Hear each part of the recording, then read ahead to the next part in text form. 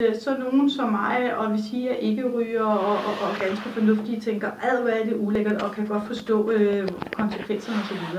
Dem, der godt kan lide at ryge og har tendens til at vil kunne lide sådan noget der, jeg tror ikke en skid på, at de mærker det. Så du tror bare, det er ligeglade? Ja.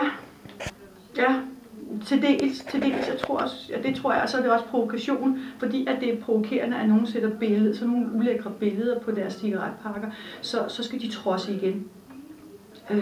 Da jeg gik i 7. klasse, nej, da jeg gik i 8. klasse, det var også lige meget, jeg gik i 8. klasse, så var jeg startet på en ny skole, vi var alle sammen nye, og så var der nogen, der var begyndt at ryge, og så tænkte lærerne, okay, eller lærerne, vi vil gøre noget, de her unge mennesker, de skal ikke ryge. Så de sendte ud efter en læge, og han havde et stykke lunge med fra en, der var død af at ryge cigaretter, og vi så det der stykke lunge, ikke også? Og det var ulækkert og så videre. Hvad sagde rygerne? Og pause, vi må ud og have en cigaret, for de skulle have noget at styrke sig på, ikke?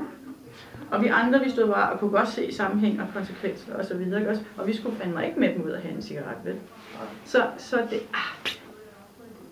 det man gerne vil ramme med kampagnerne, rammer man ikke med skræmmekampagner. Og det ved vi også godt. Det er ikke ny viden.